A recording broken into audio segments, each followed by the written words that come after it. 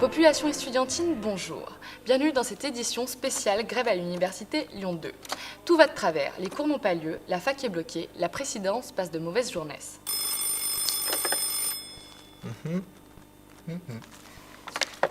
Tout va très bien sur le campus Porte des Alpes. La communauté universitaire ne s'est jamais sentie aussi unie. D'ailleurs, un atelier bricolage était organisé par les étudiants. Arnaud et Yazid étaient sur place. Le campus de Bron n'avait plus été bloqué depuis le retrait du CPE.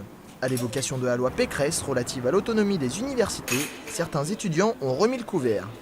On s'est organisé, donc il y a des endroits où on a vraiment mis des chaises et tout, puis il y a tout le temps des personnes qui observent pour voir s'il y a des gens qui sortent, qui ne fassent pas rentrer d'autres.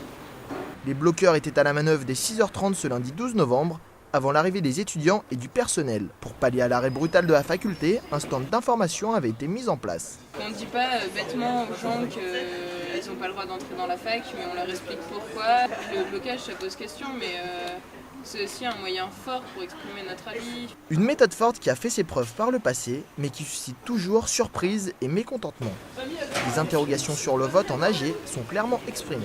Vraiment n'importe quoi, alors sinon on peut faire venir des gens du ministère de l'Intérieur voter aux AG aussi.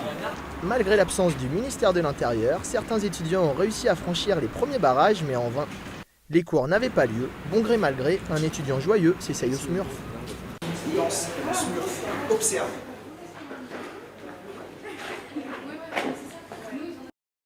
Des scènes de liesse populaire ont fleuri à l'occasion de la loi Pécresse. Un formidable moment de communion que vous font vivre Tom Tom et Nana. À la grande surprise des étudiants, le campus Porte des Alpes a été bloqué lundi 12 novembre à l'aide de barricades de fortune, suite à un vote effectué le jeudi précédent par une assemblée générale d'environ 400 personnes. En fait, je pense que le blocage, il y a une semaine, qu'il soit décidé il y a une semaine, je pense que c'était un peu trop tôt. Bon, il a été décidé, il a été voté. On avait tout intérêt aussi à convaincre davantage pour avoir tout simplement plus de mains, pour faire des barricades ici, pour bloquer, pour dissiper des tracts. Un mouvement qui prend de l'ampleur, l'amphicassin jugé trop petit conduit les étudiants à un premier vote, déménagement direction la halle des sports. L'animosité de certains protagonistes envers la présence de journalistes oblige nos équipes à tourner en caméra cachée. Après quelques heures d'échanges et moult débats plus ou moins bleus, l'Assemblée générale a voté à une large majorité l'abrogation de la loi Pécresse et le blocage de l'université. Si on ne bloque pas, est-ce que les gens vont suivre? Est-ce que les gens vont se battre? Est-ce qu'ils volontairement ils iront prendre du temps pour mener des actions? Il y a une grande partie d'étudiants qui est mobilisée, qui a vraiment une volonté chez les étudiants de lutter contre cette loi-là. Donc je suis assez content du déroulement de l'AG, même si évidemment c'est toujours important qu'il y ait plus de monde et qu'il faudra encore massifier le mouvement à mon sens. Moi je suis pour une réforme de la faculté, mais une réforme intelligente.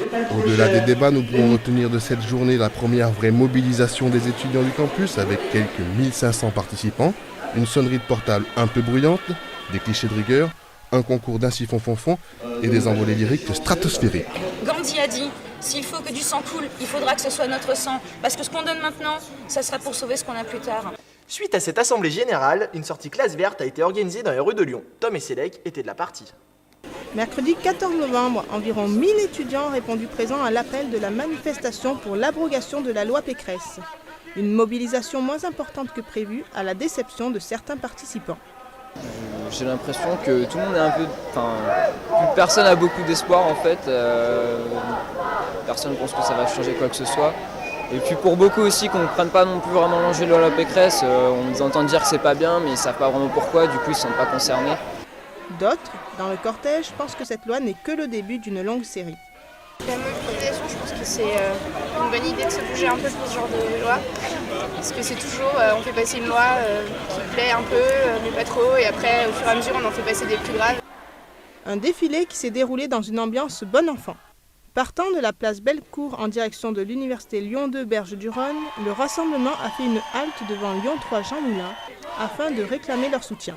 Le long du parcours, des riverains ont exprimé leur sympathie face au mouvement. Si les étudiants demain cèdent, c'est ce gouvernement qui aura gagné, parce que si demain il y a une université pour les riches et une université pour les pauvres, c'est exactement ce qu'on subit au niveau de la santé. Une santé pour les riches, une santé pour les pauvres.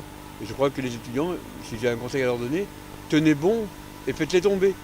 Du côté de l'administration, une petite réunion était organisée pour discuter des primes de fin d'année. Tom Tom a tenté de grappiller quelques restes.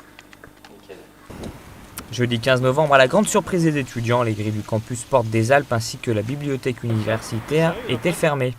Cet état de fait déboucha sur une première réunion du personnel très attendue. On n'a aucune information de la part de la présidence. Les blocages est en place depuis lundi. Nous, personnel administratif et enseignants, devons continuer à travailler dans des conditions que tout le monde connaît. Ça n'empêche en rien que nous pouvons être solidaires avec le mouvement étudiant sur le fond, mais je tiens quand même à préciser qu'il y a des débrayages de cours qui se sont faits loin de là avec élégance. L'administration qui organisait cette assemblée à l'amphi Lumière était présente à la tribune pour expliquer les raisons de cette fermeture. Le campus ici ne devait pas être fermé, les événements de la nuit ont amené à précipiter un peu le mouvement, donc il est en train de se fermer et les personnels sont en train de repartir en raison de cette fermeture. Il y a eu cette nuit par rapport à une sorte de règle tacite entre les occupants de fait, puisque l'occupation n'avait jamais été votée par l'Assemblée Générale, entre les occupants de fait et l'administration, un débordement. Et donc, à partir du moment où il débordait, comme nous savions que nous allions fermer le campus, il nous a paru plus sage de commencer à faire cette fermeture plus tôt. Des étudiants bloqueurs se sont invités à l'AG pour prendre part au débat axé sur les dégradations de la nuit. Je suis très contente que la présidence ait pris la responsabilité de fermer le campus. Cela permettra de ne pas cautionner les gens qui bloquent le campus alors que la majorité des étudiants sont contre ce blocage. Et ce qui me gêne surtout, moi, par-dessus tout, c'est que d'une part, la sécurité des personnels n'est pas respectée. Ils sont bien gentils à nous dire que c'est pour notre sécurité, mais pour notre sécurité, ils n'ont jamais enlevé l'amiante qu'il y avait dans les bâtiments. Et d'autre part, c'est que les dégradations sont très nombreuses. Les dégradations sont minimes. Moi, je demande à ce qu'on aille voir quelle dégradation il y a eu qui empêche vraiment l'université de fonctionner. On ne peut cependant pas leur reprocher de ne pas respecter la loi E20. Merci d'avoir suivi cette édition très spéciale. Et pour finir, la meilleure performance scénique de ces 20 dernières années en Assemblée Générale. Il ne faut pas perdre de temps, la vérité, je vous l'attends. La langue précoce vous prive de cours, de professeurs, consiste à de beaux discours et à trouver l'investisseur qui s'appropriera nos facs. Imagine, c'est pour le fric. On se fait privatiser, si on est contre, on voit les flics. Le président dans les médias, le catalogue dans les médias. Une accumulation de manipulation et quand je vois le résultat, une